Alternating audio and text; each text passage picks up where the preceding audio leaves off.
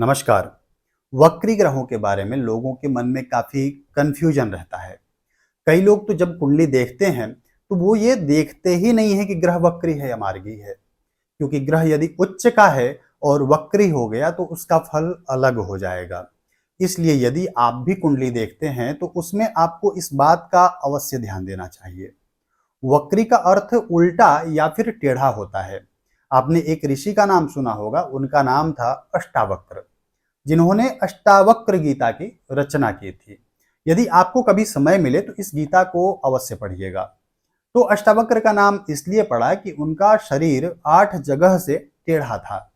उनके पिता ने उनको श्राप दिया था, इसलिए ऐसा हुआ था। पूरा प्रसंग बताने में वीडियो लंबा हो जाएगा, तो हम लोग पुनः अपने विषय पर आते हैं। इस बारे में हम लोग कभी आगे चर्चा करेंगे। तो ग्रहों की वक्र अवस्था को वक्री कहा जाता है।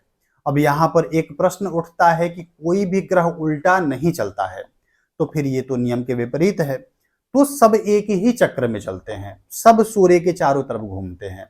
अब ऐसा नहीं कि सीधा चल रहे थे और कभी मन हुआ कि लाओ अब उल्टा चलते हैं तो फिर उल्टा चलने लगे, ऐसा नहीं होता है। सभी ग्रह एक ही डायरेक्शन में चलते हैं।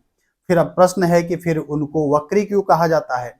तो जब ग्रह चल रहे हैं लेकिन कुछ समय के लिए वो धीरे हो जाते हैं, जैसे किसी की स्पीड 120 किलोमीटर प्रति घंटा है, अब चलते चलते यदि उसकी स्पीड 80 किलोमीटर प्रति घंटा हो जाए तो बाकी के जो ग्रह हैं उनसे वो पीछे जाने लगेंगे, इसलिए उसको वक्री कहा जाता है। जैसे आप ट्रेन में बैठकर जा रहे हो और आपके ट्रेन की रफ्तार ज्यादा हो और बगल से एक और ट्रेन जा रही हो जिसकी रफ्तार कम हो।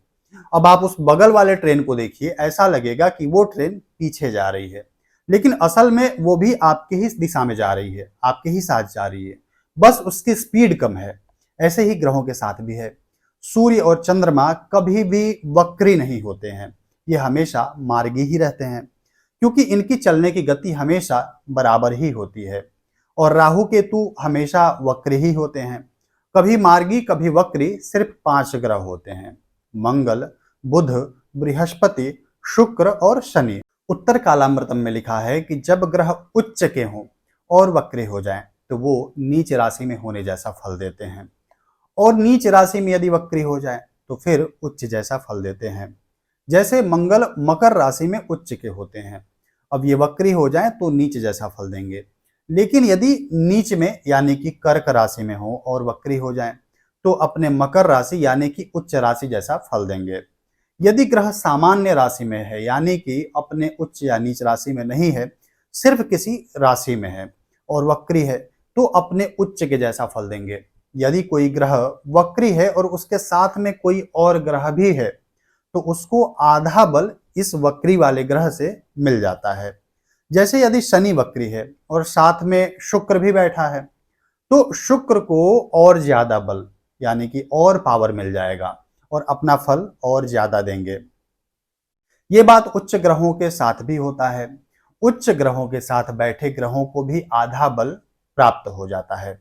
यदि कोई ग्रह नीच के साथ बैठा हुआ है तो उसको शून्य बल प्राप्त होता है, यानी उसको इस ग्रह से कोई पावर नहीं मिलता है। इसलिए कुंडली देखते समय हमें ग्रहों के इन बातों का अवश्य ध्यान देना चाहिए।